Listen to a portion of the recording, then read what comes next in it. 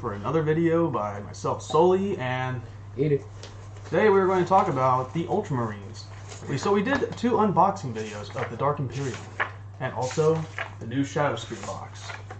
So we're going to talk about Ultramarines. We're going to discuss this while we're in the midst of putting the new minis together, just because it's going to take a while. And also, I'm a bit of an OCD freak myself. I don't know about Edie here, if he's OCD about his minis.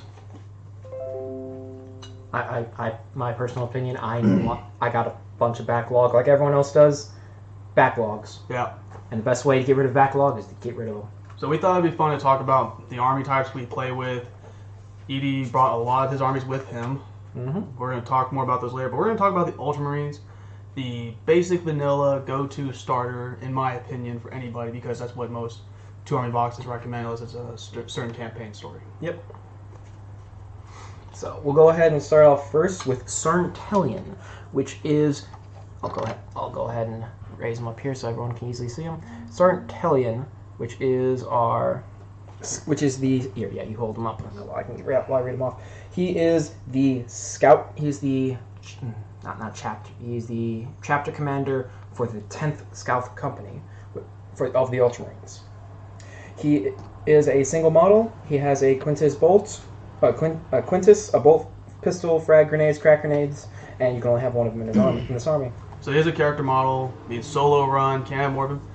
But for the factor if you somehow get more models of him, I would recommend you take a different head to it, give him a different paint job for the undersuit, for like soft parts, and then you have an actual custom-made sergeant for your scouts, so you can differentiate them. Ideally, that's something I would do for my personal army, because you have so many characters that all it does is all you need is like a different helmet on them or a different face, and it's not the character no more. It's just it's my new scout sergeant, and he's rocking a bolt rifle instead of a sniper rifle. Exactly. What Sarntellian also has, he has the abilities of the standard Space Marines of They Shall Know No Fear. He also gets the Infiltrator feat, which is basically the deep strike for 9 inches. Yeah, so he's 9 inches away from anybody on the board. Yep. Yeah. And then he has the Camel Cloak, which gives him the +2 saving throws. And that's because his character gets the +2. It's not like the rest of them get +1. Yep. And he has the Voice of Experience. In each of the shooting phases, you can add 1 to all hit rolls made for a single friendly Ultramarine scout within 3 inches of Sarntellian. 3 inches, they got to be bunched up with him. Definitely. Which is ideal for Scout Marines anyway, because you're just going to put them in like some type of high spot and give them either las cannons or some type of sniper rifle. I don't think we give scouts las cannons. It's rocket launcher, I know that much for sure. Oh, definitely. Oh, wait, you're talking about the regular scouts, not the sniper scouts. Okay. Yeah, for at least with the regular. I'll go ahead and pull up the thing real quick for the scouts itself, if I can actually find the bloody thing. While you're looking for that, we've also got a few other characters on the board. Yeah, here it is. Okay, you got them? Yeah, the scouts have an assortment of weapons, anything from shotguns to bolt guns to heavy bolters, missile launchers. So I was wrong. You were right. They can take a missile launcher, but they can't take the las cannon. I'm thinking of Grey Hunters for Space Wolves. Yeah, Grey Hunters can take that stuff just because they're the step above Blood Claws. You gotta love them. But that's another time for another video. We will keep going. So we're gonna start next, since we started with Sarntellian, the Scout Biker. So bikes, normally, personally, not my thing. I think it's a cool aesthetic look. These models are beautifully painted, and I really dig them. These are your fast attack options though in the game. So if you have like a formation run with them, they can be good because some rules say you have to shoot the closest model, what's in sight of them. So they are more or less your distraction in the game, in my opinion. Or worst case scenario, depending on the game type, like objective control, you'd speed them first turn to the objective, mow down whatever nearby troops is there, and if they get too rough, you can just back them out and bounce them around. For Space Marines, they have three forms of bike squads. We have the standard bike squad, a scout bike squad, and an attack bike squad. As I'm looking over that's the flyers. But yeah, so at least for the standard bike squad and the attack bike squad, they have somewhat of the same loadout. The difference is, 5. So yeah, we'll go and just go over them each real quick. So for the bike squad, they'll have the standard bike sergeant, 2 bikers. Yep. Can take 3 more for +4 power. So standard is 5 power. Yep. Which is not bad. Yeah. Make the squad a 6-man squad for 9, or make them a 8-man squad for a total of 11. You can also add an attack bike for 3 more power. Yep. And if you guys out there see this later on YouTube and request more videos on a good formation, we will build that video for you. But so let's move on. So we talked about the scout character. We've talked about the bike scout. Now there is other bikers out there besides scouts. There's actual spike marines. But we're going to continue on. That's another video for another time. I think it's time, since we talked about a minor vehicle, let's talk about a bigger vehicle. We are going to talk about the Predator. So the Predator, really great for just damaging a hell of a stuff. There's different versions out there. You can upgrade the weapons on the side with just the models itself. So Ed, you have this particular one. It has the autocannon, which will provide a heavy 2d3 shots at a strength 7 with a -1 AP with 3 damage per hit. And what's it rock on the sides? What it rocks on the side, it can, for all Predators, they can give the option to obtain heavy bolters or las cannons. For this particular one, I stuck with the heavy bolter option. And you stuck with that for more shots, right? Yep.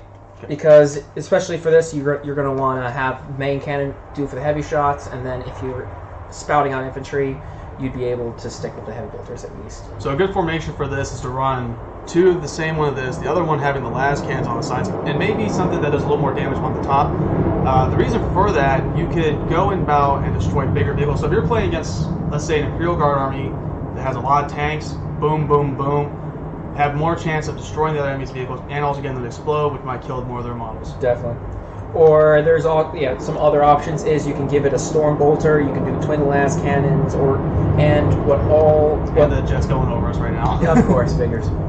And then pick up the feed on it. if you really like to, what is always given to most tanks, at least for Space Marines, they have options for hunter killer missiles and an additional storm bolter. Now your hunter killer missile is a 1 shot though. Yep, 1 shot, 1 hit. That's about it. If you're playing against someone that has like maybe flyers, I would recommend the hunter killer missile hardcore.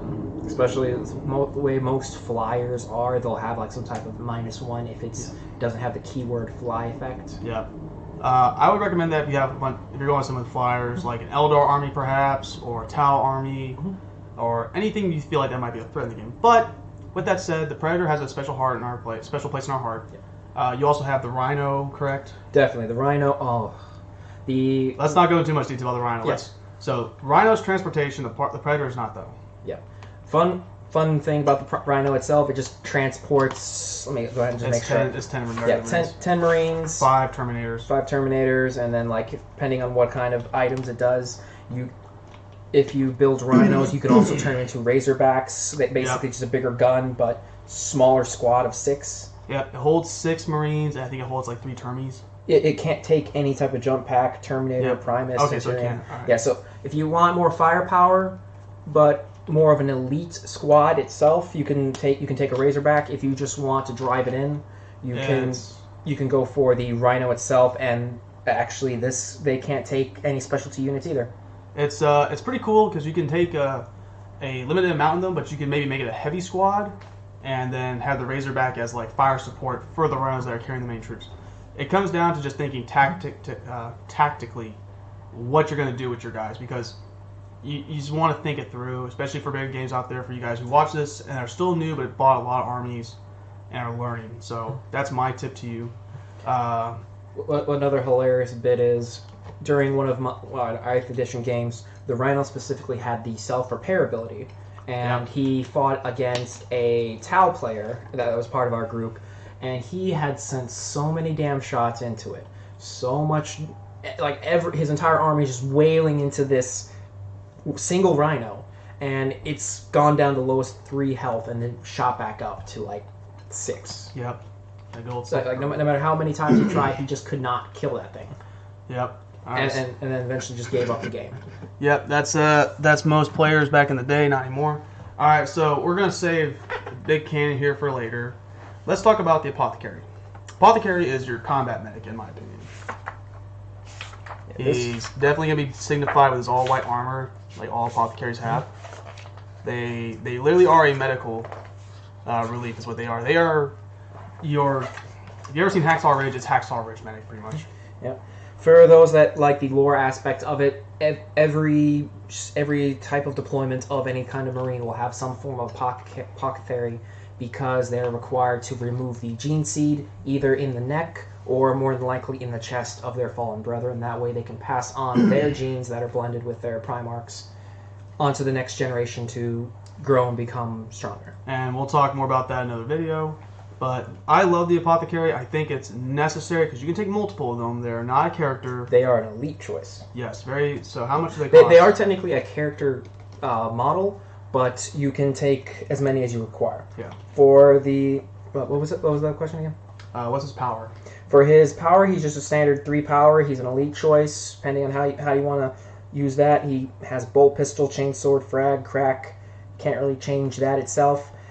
But because his main ability is the only thing we'll really use him for, which is called Nartharium, if I can actually even pronounce this right. Nartharium. So basically, he will at the end of your movement phase, if he is near either an infantry model unit or a biker squad, you can roll d6, and if it is a 4-up, he will either heal depending on which unit you choose, either a wound from that unit, such as if a biker squad has 2 wounds, loses 1, gains back the 1, or they will regain a slain unit, a slain model with 1 wound. Yep. So he's definitely key in any army, I believe. If you play kill teams, it would not be a bad move to take one with you. Mainly because, he is good for that. Because if you play kill teams, he's definitely going to save you those wounds. Oh, definitely. But let's keep moving on. So we talked about the Apothecary. Who do you want to pick next to talk about, Ed? You know what? Let's just stick with basics and move on to the captain itself. This particular captain right here, since I obtained this from a friend of mine, he had named this particular captain Shakespeare. So, Sword's a little bent. Yeah, it could be worse. So, for him, he's just a standard captain in a regular armor, or like his standard armor itself. He'll have a chainsword, massacre bolt, gun, bolt, pistol, frag grenades. There's options to switch those 2 weapons out, pending if you want to make them double melee, have him have a shield. Whatever suits your fancy. Yep, you can literally deck this guy whatever you want because you can have the options to. A shield, in my opinion, would not go great for a captain. That's more like your honor guard who would support a captain of some sort. Unless you're rocking your captain in Terminator armor, which, correct me wrong, you still can rock in Terminator armor. Let's see. We have these. Yeah, we have Terminators, which will do 2-up armor. Let's see. We have a Capricci armor, which is still 2-up as well. If you run him in Capricci armor, he'll have a 3-up invuln. That's a 30k armor right there. Yep. But like for a standard captain, the captain in Terminator, they'll all obtained iron halos, so they get the 4-up invuln. Yeah. But if you rock a Terminator captain, I would recommend a shield of some sort. Because you still have the pistol on his hip, as long as you have that. Or if he has a bolt rifle on his hip. Can you actually still do that, though? Say that one more time? Have the bolt rifle on the hip. Bolt rifle on his hip. Sorry, stupid song. Oh, let's see. Or if you take the shield that has the built-in gun, you can still shoot. Let's see. For Terminators, they can replace the Storm Bolter with anything from the Terminator Combi or Terminator Melee list. They may replace its Power Sword with Relic Blades, Chain Fist, Storm Shield, item from Terminator Melee list. Or you can also give him a wrist-mounted grenade launcher. So you have your options there. It's not bad to take.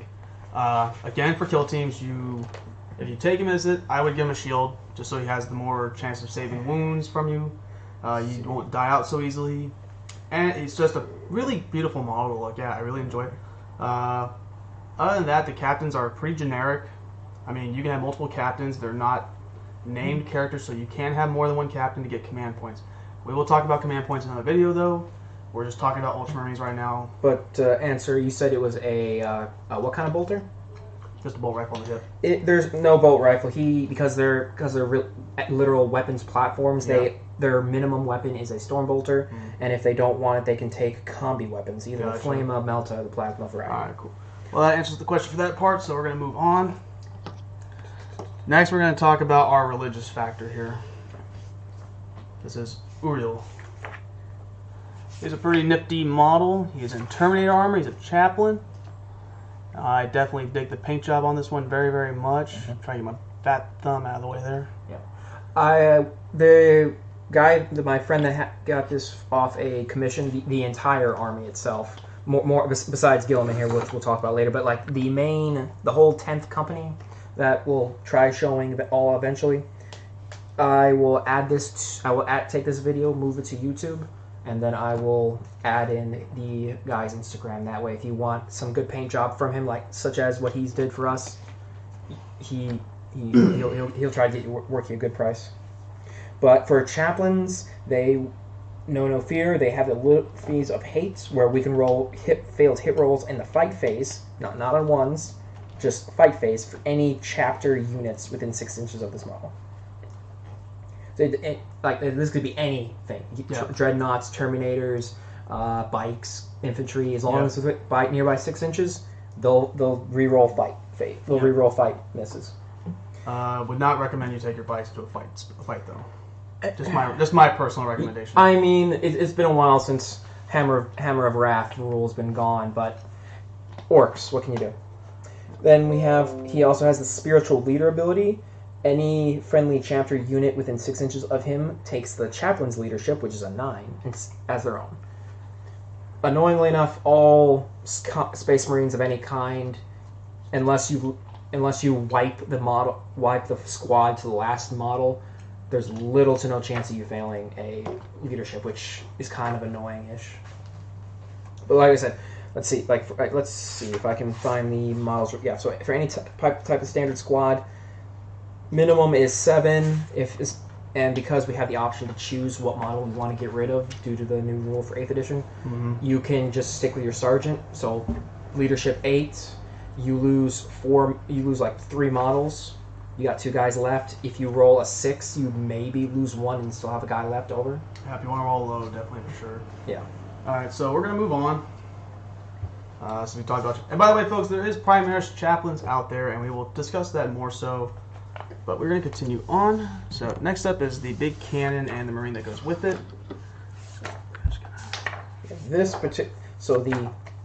So the cannon itself is an artillery piece. I have to actually find this one because these two love staying away from each other. And it's a tech marine, isn't it? Yep, 1 tech marine, and if that's too far, Pulsar Rhino. Unless they combined them. There is a Thunderfire cannon. The cannon itself is known as a Thunderfire cannon, which can be operated by tech marines. And then the tech marine itself will go. He is an elite choice, if I remember correctly. There's not many of them in the lore, practically. Yeah.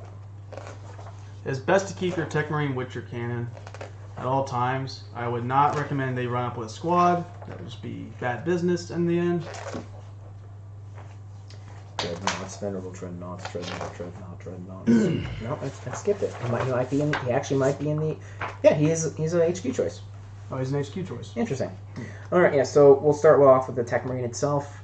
He has the power axe, servo arm, a bolt pistol, grenades, both kinds.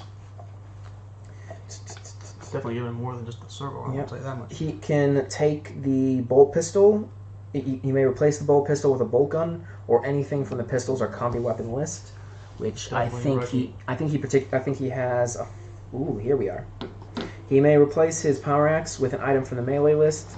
He may take a servo harness, which comprises an additional servo arm, a plasma cutter, and a flamer. Yeah, which is what he's rocking right now. So he's rocking that +1 to power rating. So anytime I use him, I have to use a power rating of 5. Or if I don't want to use those abilities, I just drop him to 4 and say he doesn't have that craziness. Now, again, this all comes down to thinking your army through and your enemy's army through as well. I would take these if it's a massive game with a lot of big targets that are going to soak up damage and explode, in my opinion. You don't want to take this for small games. I would not take it for kill teams. Would not really recommend unless it's a big game or anything too serious. Can I get water? Oh, go right ahead. I got like 12 of those. Cool. Because I'm thirsty. Yeah, but like at least if you use Tech Marines, you're always going to put them right next to a vehicle or have them ride in, because their main ability is the Blessing of the Omnicide, which allows you to regain D3 wounds each turn, and you don't have to roll for this. And that's at the end of the movement phase. Yep. As for my thing, I have 3 of these in both combinations of the Thunderfire Cannon and the Tech Marines. Main thing for me is if the Tech Marine gets close to the enemy, it's already too late. Big facts. And the Thunder Cannon has some fucking range, right? It does. It will have... Oh my god. The unit itself will contain the Thunderfire Cannon and the Tech Marine Gunner. The cannon shoots the Thunderfire Cannon profile, which is 60 inches. So definitely bigger games I would recommend. Heavy 4d3s. And it can do indirect fire. Indirect fire does not need line of sight, folks. It can literally, as long as you can say, I'm going to shoot over there, it's fine, because that's what a cannon does. It'll shoot in the air. And... Yeah. Strength 5, toughness -1, AP, and then 1 damage. So yeah, specifically designed to get rid of blobs of any kind. Other than that, folks, it's a really cool piece. If you're into this hobby... Oh, here's something hilarious. So the Tech Marine is automatically armed with the servo arms, the bolt pistol, plasma cutter, and the flamer. So he's specifically a Tech Marine gunner instead of just a standard Marine. So guys, if you're in this hobby just for the minis and building dioramas, I would recommend it. It's a cool piece. Definitely if you build a diorama where it's in the background, making it look like characters charging it, it's still a nice piece. Or even better, like what I love, like some of the other channels, what they'll do is during their battle reports, they'll actually have like smoke clouds, like further destroyed vehicles, or just you give it that extra flair. It's the little things that really get you sometimes. Yep. All right, so we've talked about them, and on to the big guy himself, the prime Gilliman. The camera will zoom in. If I can find his damn list, because he is so much of a pain in my rear. And if the camera will focus, he's a Lord of War. That's right. Okay. No, he's not a Lord of War. He is. Now, Gilliman's very special in the sense that he's not your typical Marine. He is the Primarch, the leader, the chapter master, the chapter founder of the Ultramarines, aka the Smurfs, basic vanilla. He's basically your basic white girl in 40k. Now, I'm not saying that's a bad thing, folks. I personally am not an Ultramarine fan. I'm more for regular Marines, the Imperial Fist Army, because I love Dorn. I like what he stood for. I'm also a Space Wolves fan. So, yeah. I still... Oh, here he is. Yeah, he's a Lord of War. I still say they should really watch out for his Eldar waifu. Yeah, he does have a waifu obsession with Eldar. Heretic. And you thought my corpse... Wait, save that for the next video. Save that for the next video when we talk about your Xenos and anti-Imperium love. So, Roboot Gilliman, like I said, he's the Primarch, chapter founder, leader of the Ultramarines. And he is, right now, the only Primarch in the game besides the Chaos ones, which we'll touch on in a little bit here. Another video. But he is a cool model nonetheless. He was reasonably priced. Like, he was just, what, not even $100, $80? He was actually cheaper for me, I think. I managed to get a hold of him for 60. You know what, better yet, let me go ahead and just do this so we can actually take a good look at him. Because this particular one required much focus and effort. Try to pull sword in there. Right, but yeah, here. There we go. Yeah, that way we can get a nice view of him. Back it up just a wee bit. That zoom's always a shit. There we go. So, Roboot Gilliman. He is armed with the Emperor's Sword and the Hand of Dominion, and he is the only one allowed in your army. The Hand of Dominion has 2 phases. The first one is the shooting, which is a rapid-fire 3 weapon at 6 strength with a -1 AP and 2 damage, 24 inches, nice and proper. The Emperor's Sword itself gives him +2 to his... Hang on, let me go ahead and just read his whole profile while I'm at it. He has an 8-inch movement, a 2-up weapon, 2-up ballistic, 6 strength, 6 toughness, 9 wounds, 6 attacks, 10 leadership, and a 2-up armor. For the Emperor's Sword, it will give him a +2 to strength, so strength 8 with a -4 AP with 3 damage. And if you roll wounds of 6 or higher, it inflicts D3 mortal wounds in addition to the normal damage. It's a damn cool model.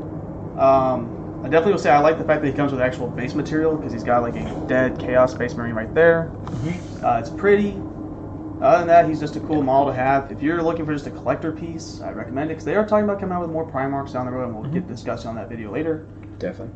But since we're gonna, is that all we got on going? Just to finish off, for his Hand of Dominion, basically it's a ×2 power glove with -3 armor, -3 AP, 3 damage. It has no fear. He has the Armor of Fate, which gives him the 3-up invuln. In addition, the first time he's reduced to 0 wounds, you roll D6 and set him back up at the end of the phase if it's a 4-up. And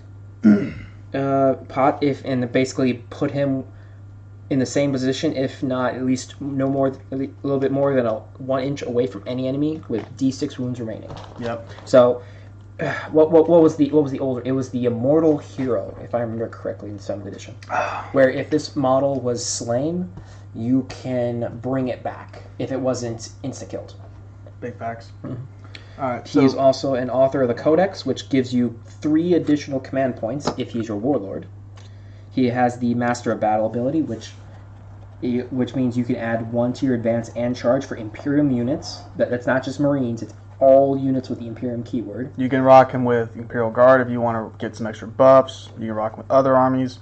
It just depends on your playstyle. As long as they're within 12 inches of his range. Yep. And they re-roll hits of 1 and failed morale tests. And his particular ability, you can re-roll failed hit and wounds for ultramarines within 6 inches of him.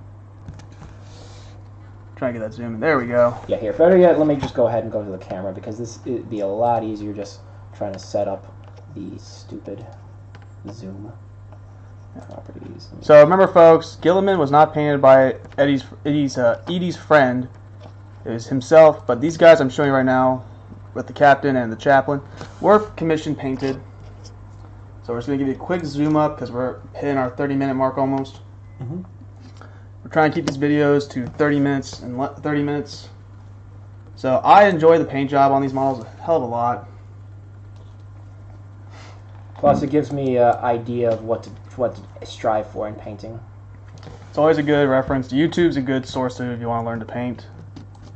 Just take your time. The Citadel Paint app is also good for referencing paint and Definitely. models. Especially for colors, because I could not figure out half the colors I wanted to do. Like for the Chaos model I have under Gilliman's feet, I decided to paint him off for any of the Noise Marine chapters, or at least the Emperor's Children. That way there's at least some time. That way when I finally build up that army, it'll have a little minor story behind it. Love the Cape's paint job. Oh, definitely. Gotta love all the camos, especially like for all the scouts I have. He has them all the exact same itself. And we will do a video on the 10th Scout Regiment in its entirety one day, ideally soon, but we'll have to see if work or other events happen. Mainly weekends, because I've got weekends off. Mainly weekends. Awesome. So we have weekends off since I'm in the class right now. Awesome. Alright, folks. Into the big model now. This I love the Predator so much. Definitely. I love the scorch marks on it. I love everything from the little details of the McCrag. For McCrag! Indeed. Oh, best part is, like, for all what he did is he kept the heads for all the tanks or Predators loose.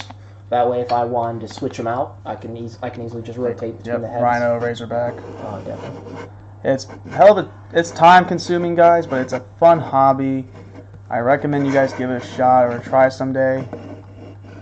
And it's just fun. Gets a lot of people out of the house, gets them going out, meet new people with similar hobby interests. Hopefully in the future we'll get a little spin table so we can just spin them for you guys instead of me using my fat fingers in the camera. I love the red on this We'll figure out tech something. ring. I love the red on this tech ring. Definitely, especially all that damn detail for the back. Because I know me. If I had it put together, I would never be able to do anything like that. Oh yeah. Especially the wires. I'm always lazy on the wires. I don't know why. especially a little hint of purple in there on the. Just that little bit. It's pretty. I enjoy it. Yeah, you can't really see it from the distance, but when you just take the time and actually look at this, it just really warms you up a bit. Okay. Now for the cannon. I love the cannon. Cannon definitely looks brand new, like it hasn't seen battle yet, so that's good. Mm-hmm. But I love the washed gold on it. It looks very good, very clean and crisp. It's just a pretty model in my opinion. Definitely. I love like the stress marks of the blue in there. You can see on it, little stress on it. Definitely. And especially a little detail on the rangefinder. But that's it for the video, guys. We hope you enjoyed. This will be Sully's sign off, and Eat it. you guys take care. Bye bye.